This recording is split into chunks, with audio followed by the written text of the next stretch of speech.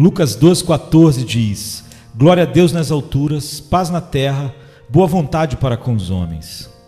É supersticioso adorar anjos, mas é correto amá-los. Embora isso possa ser um grande pecado e um ato de contravenção contra a soberana corte do céu, pagar a menor adoração ao mais poderoso anjo, todavia, pode ser mal e inadequado se nós não dermos aos anjos um lugar em nossos corações. De fato, aquele que contempla o caráter dos anjos e percebe seus vários atos de simpatia para com os homens e bondade para com eles, não pode resistir o impulso da sua natureza, o impulso de amor para com eles. O único incidente na história angelical sobre a qual nosso texto se refere é suficiente para unir nossos corações a eles para sempre. Quão libertos de inveja os anjos são! Cristo não veio do céu para salvar seus companheiros quando eles caíram. Quando Satanás, o mais poderoso anjo, arrastou com ele 1/3 das estrelas do céu, Cristo não se inclinou do seu trono para morrer por eles, mas deixou-os para serem reservados na escuridão e prisões eternas até o último grande dia. Contudo, os anjos não invejaram os homens. Embora eles lembrassem que ele não tomou os anjos, todavia não murmuraram quando ele tomou a descendência de Abraão, e embora o bendito mestre nunca tenha condescendido para tomar a forma dos anjos, eles não pensaram nisso, impedindo-os de expressar sua alegria quando encontraram-no vestido no corpo de um infante. Quão livres também eles foram do orgulho! Eles não se envergonharam de vir e contar as boas novas aos humildes pastores. Eu creio que eles tinham tanto prazer em emanar suas melodias naquela noite diante dos pastores que estavam vigiando seus rebanhos, como eles teriam se tivessem sido ordenados pelo seu mestre para cantar seu hino nos átrios de César. Meros homens possessos de orgulho, pensam ser uma coisa fina pregar diante de reis e príncipes. E pensam ser uma grande complacência de vez em quando ter que ministrar à humilde multidão. Não são assim os anjos. Eles esticaram suas maravilhosas asas e com satisfação eles se moveram de seus brilhantes assentos acima para contar aos pastores humildes no campo à noite a maravilhosa história de um Deus encarnado. E notem quão bem eles contaram a história, e certamente vocês irão amá-los. Não com uma língua gaguejante que conta um conto no qual ela não tem interesse. Eles não falaram assim. Nem mesmo com o dissimulado interesse de um homem que move as paixões dos outros, quando ele mesmo não sente nenhuma emoção, mas com alegria e satisfação, como somente os anjos podem saber. Eles cantaram a história, porque eles não poderiam esperar para contar em uma pesada prosa. Eles cantaram glória a Deus nas alturas, paz na terra, boa vontade para com os homens. Creio que eles cantaram isso com alegria em seus olhos, com seus corações queimando com amor e com seus peitos cheios de alegria, como se as boas novas para o homem tivessem sido boas novas para eles mesmos. E verdadeiramente eram boas novas para eles, porque o coração de simpatia faz das boas novas aos outros boas novas para eles mesmos. Vocês não amam os anjos? Vocês não se curvam diante deles, e aí vocês estão certos, mas vocês não os amam. Fazer isso não faz parte de sua antecipação do céu, visto que no céu vocês habitarão com os santos anjos, bem com os espíritos dos justos aperfeiçoados? Oh, quão doce pensar que aqueles santos e amáveis seres são nossos guardiões toda hora. Eles observam com vigilância assídua sobre nós, tanto na ardente maré do meio-dia, como na escuridão da noite. Eles nos guardam em todos os nossos caminhos, eles nos sustentam nas suas mãos, para que não tropecemos com nossos pés em pedras. Eles incessantemente ministram em favor daqueles que são os herdeiros da salvação, tanto de dia como de noite. Eles são nossos vigias e guardiões, porque vocês sabem que o anjo do Senhor acampa-se ao redor dos que o temem e os livra. Deixemos de lado, tendo justamente pensado sobre os anjos por um momento, para pensar mais sobre esta canção do que sobre os anjos em si mesmos. A canção deles foi curta, porém, como Quito de forma excelente observa, ela foi digna de anjos, expressando a maior e mais bendita verdade, em tão poucas palavras que eles tornaram-se uma aguda apreensão, quase opressiva pela abundante plenitude do seu significado. Glória a Deus nas alturas, paz na terra, boa vontade para com os homens. Iremos esperando sermos assistidos pelo Espírito Santo, olhar para estas palavras dos anjos em 4 partes. Sugerirei alguns pensamentos instrutivos levantados sobre estas palavras, então alguns pensamentos emocionais, então uns poucos pensamentos proféticos e depois 1 ou 2 pensamentos preceptivos. Primeiro, então, nas palavras do nosso texto, há muitos pensamentos instrutivos. Os anjos cantaram algo que os homens puderam entender, algo que os homens deviam entender, algo que faria os homens muito melhores se eles o entendessem. Os anjos estavam cantando sobre Jesus que nasceu em uma manjedoura. Nós devemos olhar sobre esta canção como sendo construída sobre este fundamento. Eles cantaram sobre Cristo e a salvação que Ele trouxe para este mundo para desenvolver. E o que eles disseram desta salvação foi isto. Eles disseram, primeiro, que isto deu glória a Deus. Segundo, que isto deu paz aos homens. E terceiro, que isto foi uma prova da boa vontade de Deus para com a raça humana. Então, em primeiro lugar, eles disseram que esta salvação deu glória a Deus. Eles estiveram presentes em augustas ocasiões e tinham tomado parte em muitos solenes coros em louvor ao seu Criador Todo-Poderoso. Eles estavam presentes na criação. A Bíblia diz: quando as estrelas da alva juntas alegremente cantavam e todos os filhos de Deus jubilavam. Jó 38:7. Eles viram formar-se a multidão de planetas na palma da mão de Deus e serem por suas eternas mãos lançados na infinitude do espaço. Haviam entoado solenes melodias sobre numerosos mundos criados pelo Todo-Poderoso Deus. Haviam cantado, e não duvidamos, com frequência, louvor e glória e sabedoria, e ações de graças e honra e poder e força ao nosso Deus para todo sempre, como está em Apocalipse 7:12. Não duvido também que seu canto foi acumulando força durante o transcurso das eras, como quando foram primeiramente criados. Sua primeira respiração foi um canto. Assim, quando eles viram Deus criar novos mundos, então sua canção recebeu outra nota. Se foram elevando em escada da adoração. Porém, esta vez, ao ver Deus descer de seu trono e tornar-se um bebê, repousando no seio de uma mulher, elevaram ainda mais a nota. E chegando ao extremo limite da música angelical, entoaram as notas mais sublimes da escala divina das adorações e cantaram: glória a Deus nas alturas, glória a Deus nas alturas.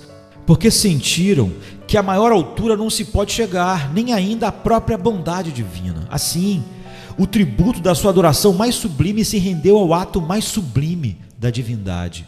Se é verdade que existem diferentes categorias de anjos, elevando-se por grau de sua magnificência e dignidade, se o apóstolo nos ensina que há anjos, tronos, dominações, principados e potestades, entre estes habitantes benditos do mundo superior e invisível, posso supor que quando a notícia primeiro se comunicou aos anjos nos confins do mundo celestial, quando miravam desde o céu e viram ao menino recém-nascido, eles enviaram as novas de volta ao lugar onde se originou o milagre, cantando: anjos, seres celestes do reino de glória, para a terra, velozes, desçam voando. Vós que cantais a história da criação, agora a proclamar o nascimento do Messias. Vinde e adoremos Cristo, o recém-nascido Rei. E conforme a mensagem corria de categoria a categoria, até os anjos da presença, aqueles 4 querubins que perpetuamente servem ao redor do trono de Deus, aquelas rodas com olhos, colheram a melodia e, resumindo o canto de todos os graus inferiores, sobrepujaram o divino pináculo da harmonia com seu próprio e solene canto de adoração, ao que prorrompeu todo o exército: adorai, céus dos céus, glória a Deus nas alturas. Ah, não há mortal capaz de imaginar a magnificência daquele canto. Então notem que, embora os anjos cantassem antes e quando o mundo se formou, seus aleluias foram mais cheios, mais potentes, mais magníficos, se não mais cordiais, quando eles viram Jesus Cristo nascido da Virgem Maria para ser o Redentor do homem. Glória a Deus nas alturas. Qual é a lição instrutiva para ser aprendida desta primeira sílaba do Cântico dos Anjos? Naturalmente esta: que a salvação é a maior glória de Deus, é aquilo que manifesta a maior glória de Deus. Ele é glorificado por cada gota de orvalho que brilha ao primeiro raio de sol na manhã. Ele é magnificado em cada flor que floresce no bosque. ainda que viva oculta e ostente suas cores fora da visão humana, e desperdice sua doçura no ar da floresta. Deus é glorificado em cada pássaro que gorjeia no ramo, que canta em cada árvore, em cada cordeirinho que salta no prado. Não lhe louva os peixes do mar, desde o minúsculo peixinho até o enorme Leviatã. Não bendiz e louva seu nome todas as criaturas que nadam sobre as águas. Não lhe exaltam todas as coisas criadas. Há algo debaixo do céu, exceto o homem, que não glorifique a Deus? Não lhe exaltam as estrelas ao escrever com letras de ouro seu nome sobre o azul celeste do céu? Não lhe adoram os relâmpagos quando refletem seu resplendor em setas de luz, penetrando a escuridão no meio da noite? Não lhe exaltam os trovões quando estrondam como tambores a marcha do Deus dos exércitos?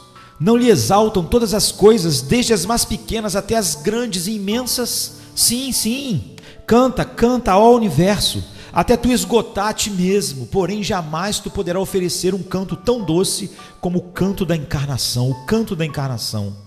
Ainda que toda a criação seja como um órgão majestoso de louvor, não poderá expressar jamais o conteúdo do cântico dourado, encarnação. Há mais nela do que na encarnação, mais melodia em Jesus na manjedoura do que nos mundos sobre mundos, girando sua grandeza ao redor do trono do Altíssimo. Pare, cristão, e considere isso por um minuto. Veja de que forma cada atributo é aqui magnificado. Olhe, que sabedoria aqui. Deus tornou-se homem para que Deus possa ser justo e justificador do ímpio. Olhe, que poder, porque onde há poder tão grande como quando se oculta o poder? Olhe, que poder, que a divindade se despojou de si mesmo e tornou-se um homem. Contemplai vós, que fidelidade, quantas promessas se cumpriram neste dia, quantas solenes obrigações são nesta hora perdoadas. Conte-me um atributo de Deus que não seja manifesto em Cristo. Conte-me e mostre-me um atributo de Deus que não seja manifesto em Jesus, e sua ignorância será a razão, porque você não tem visto assim a glória de Deus. O todo de Deus é glorificado em Cristo, e embora alguma parte do nome de Deus esteja escrita no universo, é aqui que ele é melhor lido, naquele que foi o Filho do homem e todavia o Filho de Deus. Mas deixe-me dizer uma outra palavra aqui antes de afastar-me deste ponto. Devemos aprender disto que, se a salvação glorifica a Deus, o glorifica no mais alto grau e faz com que as criaturas superiores o louvem, esta única reflexão deve ser adicionada. Então, aquela doutrina que glorifica o homem na salvação não pode ser o Evangelho. Qualquer doutrina que exalta o homem na salvação não pode ser o Evangelho verdadeiro, porque salvação glorifica a Deus. Os anjos não eram arminianos, eles cantaram glória a Deus nas alturas. Eles creem não na doutrina que tira a coroa de Cristo e a coloca nas cabeças de homens mortais. Eles creem não em um sistema de fé que faz com que a salvação dependa da criatura e que realmente dá à criatura o louvor, como dá a ela o passo final para que ela seja salva ou não. Deus não recebe toda a glória, porque é dado ao homem o direito de salvar a si mesmo, se a inteira dependência da salvação descansa sobre o seu próprio livre-arbítrio. Não, meus irmãos, pode haver alguns pregadores que se deleitam em pregar a doutrina que magnifica o homem, mas em seu evangelho os anjos não têm esse deleite. As únicas boas novas que fizeram os anjos cantar são aquelas que colocam Deus no princípio, no meio e no fim, Deus em todo lugar. Olham para a salvação e dão toda a glória a Deus, Deus no princípio, Deus no fim, Deus no meio e Deus sem fim na salvação das suas criaturas, e coloca a coroa inteira e exclusivamente sobre a cabeça daquele que salva sem um ajudante, sem a ajuda de mãos mortais. Glória a Deus nas alturas é o cântico dos anjos. Número 2, quando eles cantaram isto, cantaram o que nunca haviam cantado antes. Glória a Deus nas alturas era um velho cântico. Eles haviam cantado isso desde antes da fundação do mundo. Porém, agora cantavam como se este fosse um cântico novo diante do trono de Deus, porque eles acrescentaram esta estrofe: paz na terra. Eles não cantaram isso no jardim. Havia paz lá, porém esta parecia uma coisa natural e escassamente digna de cântico.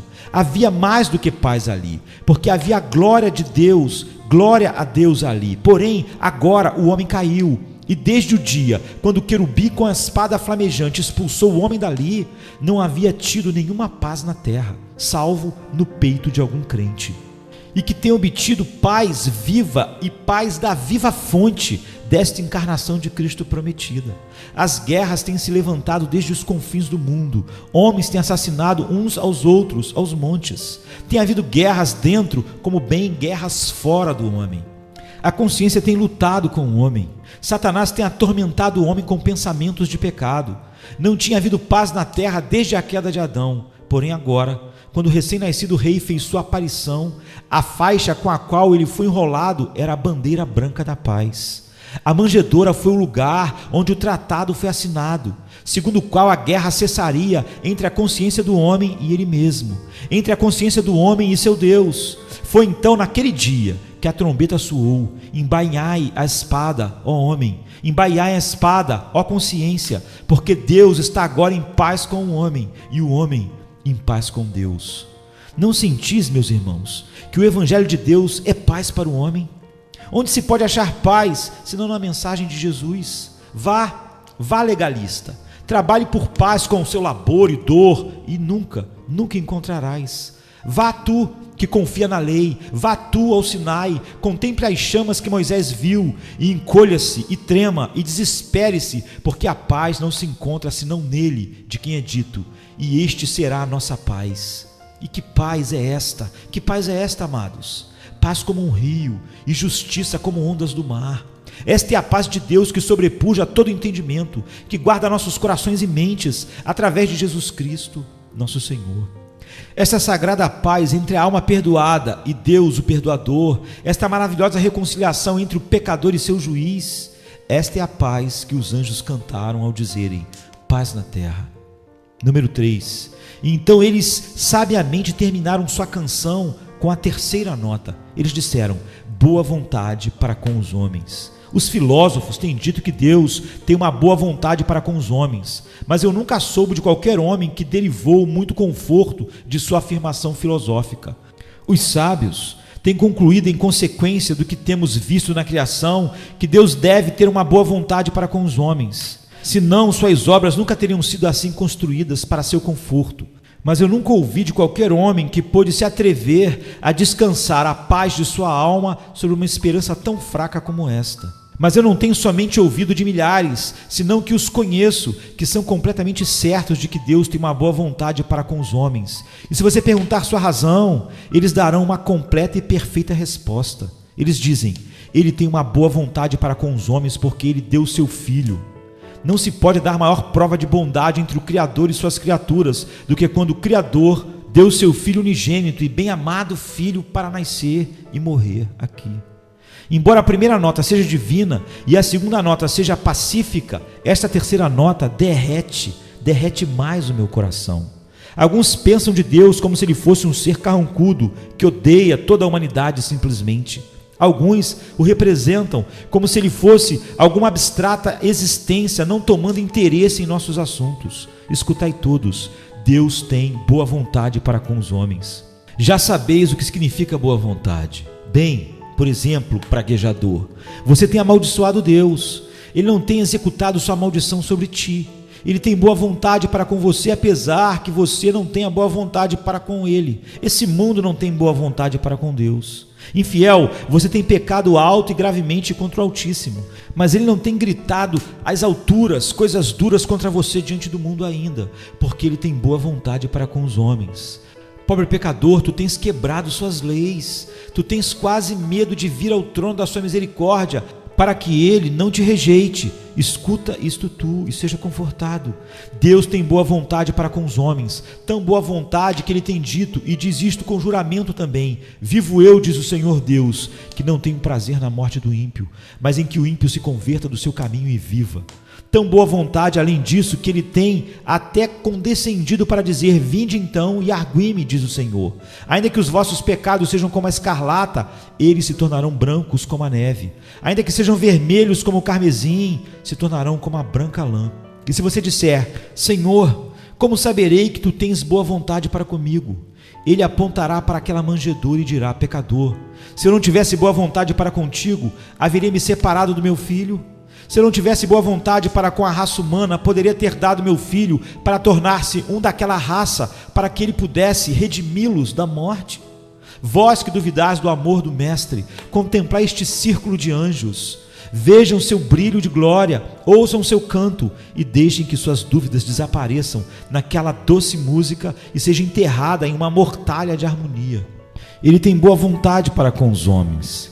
Ele está disposto a perdoar, ele afasta as iniquidades, transgressões e pecados.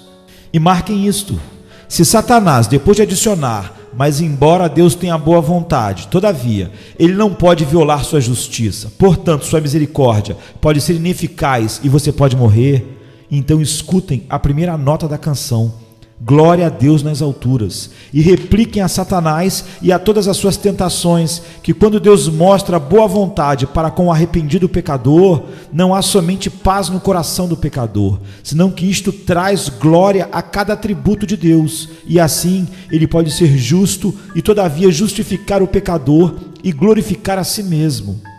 Eu não pretendo dizer que apresentei todas as instruções contidas nestas 3 sentenças, mas posso talvez ter dirigido vocês ao fio de pensamento que poderá servir para vocês durante semanas e semanas. Espero que todos, durante a semana, tenham um verdadeiramente feliz Natal por sentir o poder daquelas palavras e conhecendo a unção delas. Glória a Deus nas alturas, paz na terra, boa vontade para com os homens. Em seguida, em segundo lugar no nosso sermão, vos apresentarei alguns pensamentos emocionais. Amigos, não enche este verso, este cântico dos anjos, vosso coração com felicidade? Quando leio e encontro os anjos o cantando, penso comigo mesmo: então, se os anjos introduziram solenemente o grande assunto do Evangelho com cântico, não deveria eu pregar com cântico? E não deveria meus ouvintes viver com cânticos? Não deveriam seus corações serem alegres e seus espíritos se regozijarem? Bem, penso, há alguns religiosos melancólicos que nasceram numa noite escura de dezembro, que pensam que um sorriso sobre a face é ímpio e creem que um cristão ser alegre e se regozijar é ser inconsistente. Eu queria que estes cavalheiros tivessem visto os anjos quando eles cantavam sobre Cristo, porque os anjos cantaram sobre o seu nascimento, embora este não fosse relacionado com eles. Certamente os homens devem cantar sobre ele enquanto viverem, cantar sobre ele quando morrerem e cantar sobre ele quando viverem no céu para sempre. Eu desejo ver no meio da igreja mais e mais um cristianismo que canta. Os últimos anos têm gerado em nosso meio um cristianismo grunhido, incrédulo, triste. Agora, não duvido da sua sinceridade, mas duvido do seu caráter saudável. Digo que ele pode ser verdade real o suficiente. Deus não permita que eu diga uma palavra contra a sinceridade daqueles que o praticam, mas é um cristianismo doente. O Watts acertou o ponto quando disse: o cristianismo nunca foi designado para fazer nossos prazeres menores. Ele vai abolir alguns dos nossos prazeres que não são prazeres em Deus, mas ele nos dá muito mais para compensar o que ele tirou. Assim, não os faz menores, mas muito maiores. Ó vós que vedes em Cristo nada senão um assunto para estimular vossas dúvidas e fazer com que as lágrimas desçam em vossas faces. Ó vós que sempre dizeis: Senhor, que terra miserável é esta, que não nos produz suprimento.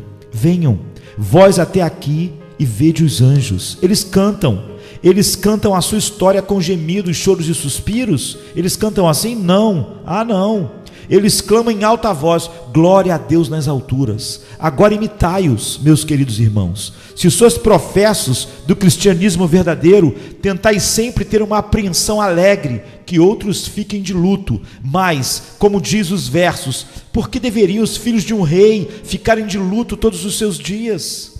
Unge sua cabeça e lave o seu rosto, não aparente aos homens jejuar. Regozijai no Senhor sempre, e outra vez vos digo, regozijai.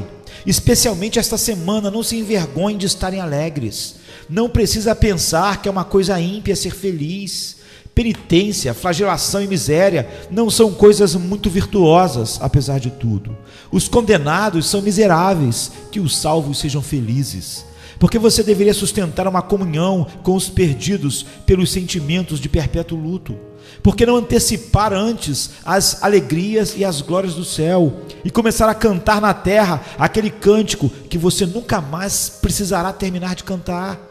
A primeira emoção, então, que devemos cultivar em nossos corações é a emoção da alegria e da satisfação em Deus. Bem, e qual é a próxima? Outra emoção é aquela da confidência. Não estou seguro de que esteja certo em chamar isso de emoção, mas em mim ela está tão relacionada com a emoção que me aventurarei a estar errado se estiver.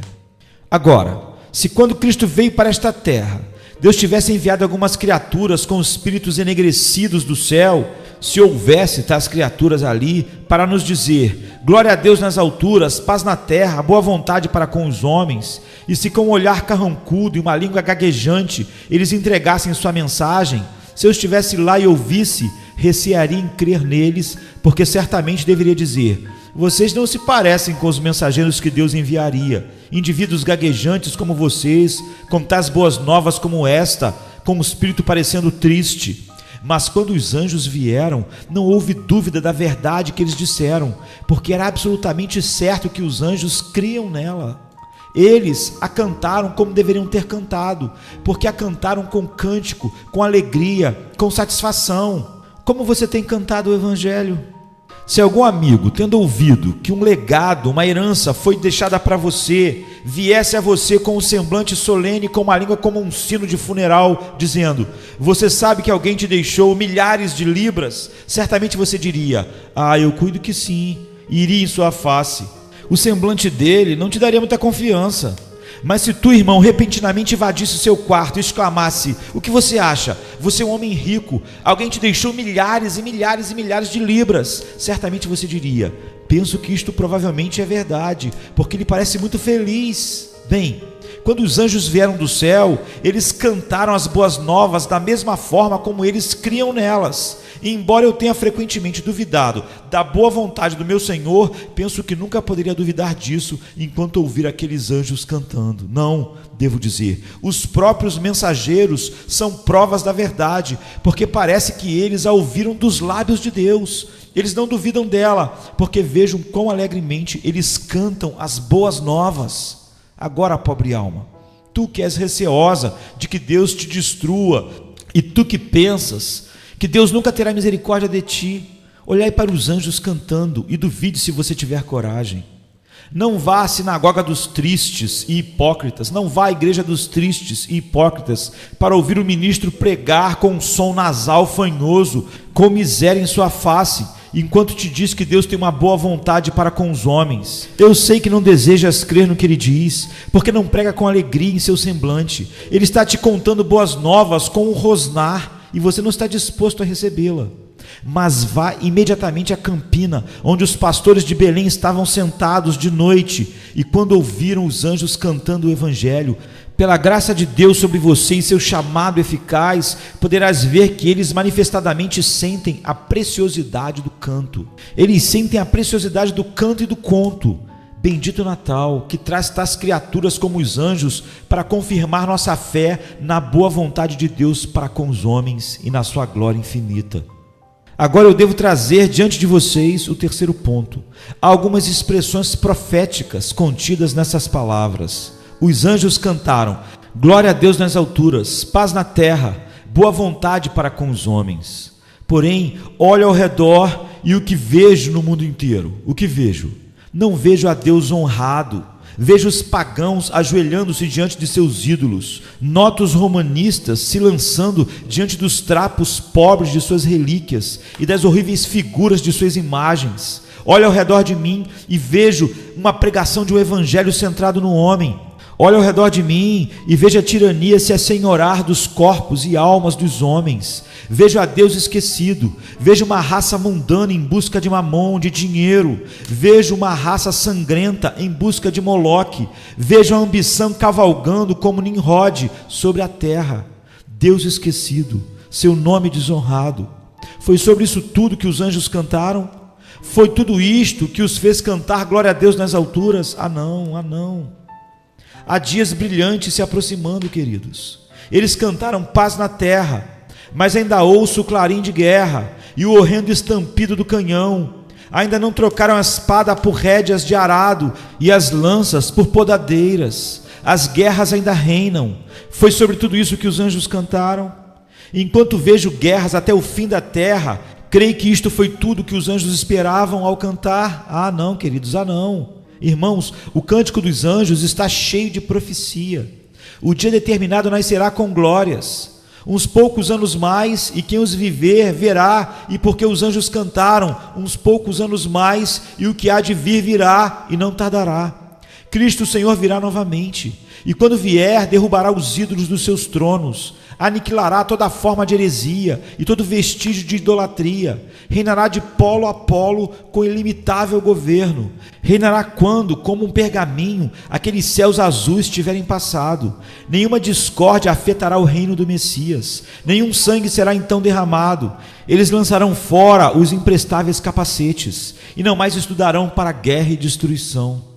A hora está se aproximando de quando todo o templo pagão será fechado para sempre, e quando o mais cruel Deus da guerra, como Marte dos romanos, será varrido para sempre da terra. O dia está chegando quando o leão comerá palha com o boi, quando o leopardo deitará com a criança, quando a criança desmamada colocará sua mão na cova do basilisco e brincará com a áspide. A hora se aproxima. Os primeiros raios de sol, de luz, fazem feliz a era da qual vivemos. Olhai, ele vem, com trombetas e com nuvens de glória. Virá quem aguardamos com jubilosa esperança, cuja vinda será glória para os seus redimidos e confusão para os seus inimigos. Irmãos, quando os anjos cantaram esta canção, ressoou um eco através dos corredores de um glorioso porvir. Este eco foi: aleluia, Cristo Senhor, Deus onipotente, reinará. Sem dúvida, os anjos ouviram pela fé a complementação da canção. Ouvi o som de júbilo, ruidosos como poderosos rugidos de trovão, ou como o enchimento do mar, quando quebra sobre a costa da praia. Cristo, o Senhor Deus onipotente, reinará. Agora, tenho apenas mais uma lição para vocês e terminarei. Esta lição é preceptiva. Desejo que todos que guardam o Natal este ano o guardem como os anjos o guardaram. Há muitas pessoas que, quando falam sobre guardar o Natal, querem dizer a redução das vendas de sua religião por um dia no ano, como se Cristo fosse o Senhor da anarquia, como se o nascimento de Cristo devesse ser celebrado como as orgias de Baco. Há algumas pessoas muito religiosas que no Natal nunca esquecerão de ir à igreja pela manhã, e eles creem que o Natal seja quase tão santo como o domingo, porque eles reverenciam as tradições dos antigos. Todavia, o modo como gastam o resto do dia é muito excelente, porque se eles verem a sua cama imediatamente no começo da noite, terá sido por acidente. Eles não consideram que terão guardado o Natal de uma maneira apropriada, se não caírem na glutonaria e na bebedice. Há muitos que pensam que o Natal possivelmente não será guardado, exceto se houver grandes gritos de felicidade e alegria na casa e adicionado aos barulhos do pecado. Agora, meus irmãos, embora sejamos como sucessores dos puritanos, não guardaremos o dia em qualquer sentido religioso, seja qual for, não adicionando nada mais a ele do que a qualquer outro dia, crendo que todo dia pode ser um Natal, porque devemos saber e desejarmos fazer de cada dia Natal, se pudermos. Todavia, devemos tentar ser um exemplo para os outros de como se comportar neste dia. E especialmente visto que os anjos deram glória a Deus, façamos o mesmo. Uma vez mais, os anjos disseram: paz para os homens. Labutemos se podemos fazer paz no próximo dia de Natal. Agora, cavalheiros idosos, vocês não abandonarão teu filho. Ele te ofendeu, trazei-o ao Natal. Paz na terra. Vocês sabem, este é o coral de Natal, é o coral do Natal. Façam as pazes na sua família. Agora, irmãos, façam um voto de que nunca falarão do teu irmão novamente. Vá atrás dele e diga: ó meu querido companheiro, não se ponha o sol deste dia sobre nossa ira. Traga-o e dê-lhe a sua mão. Agora, senhor comerciante, você tem um oponente no comércio e você tem dito algumas palavras muito duras sobre ele ultimamente. Você não consideraria o assunto hoje ou amanhã, ou assim que puder, todavia faça-o neste dia. Este é o modo de se guardar o Natal, paz sobre a terra e glória a Deus. E se tu tens algo sobre tua consciência, qualquer coisa que te impeça de ter paz na mente, paz de mente, guarde teu Natal em teu quarto, orando a Deus para te dar paz, porque é paz sobre a terra, paz sobre tua mente, paz em ti mesmo, paz contigo mesmo, paz com teu companheiro, paz com teu Deus. E não penseis que tens celebrado bem este dia, até que possas cantar: ó Deus, como o mundo, comigo e contigo, eu agora durmo em paz, e assim para sempre será. E quando o Senhor Jesus se tornar tua paz, lembre-se, há outra coisa, boa vontade para com os homens. Não tente guardar o Natal sem ter uma boa vontade para com os homens. Você é um cavalheiro e tem serventes e tem trabalhadores. Bem, tente e coloque em suas lareiras com um largo pedaço de boa e sólida carne bovina para eles. Se você é um homem de riquezas, você tem pobres em sua vizinhança. Encontre algo com que vestir o nu e alimentai o faminto, e alegrai o enlutado. Lembre-se, isto é boa vontade para com os homens. Teste se puder, mostre-lhes boa vontade nesta época especial, e se assim fizer, o pobre dirá contigo que deveras eles desejariam que houvesse 6 natais no ano. Que cada um de nós saia deste lugar determinado, que se estivermos irados durante todo o ano que se passou, que esta semana seja uma semana de mudança. Que se temos resmungado de todo mundo no ano passado, que neste Natal aspiremos ser gentilmente amorosos para com os outros e isso passe a caracterizar a nossa vida.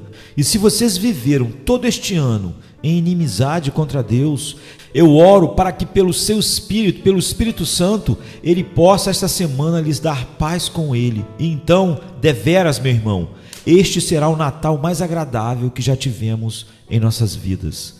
Vocês estão indo para a casa de seus pais, jovens. Muitos de vocês estão indo fazer compras para suas casas. Lembrem-se do que preguei no último Natal. Vão para casa, para os teus amigos, e lhes conte o que o Senhor tem feito por vossas almas. E isto fará uma bendita roda de histórias ao redor do fogo do Natal. Se cada um de vós disser aos seus pais como o Senhor se encontrou com vocês na casa de oração, como quando você saiu de casa, estava alegre, corajoso, confiante em si mesmo, mas tem agora voltado para o Deus da sua mãe e lido a Bíblia de seu pai, que feliz Natal será este! O que mais direi?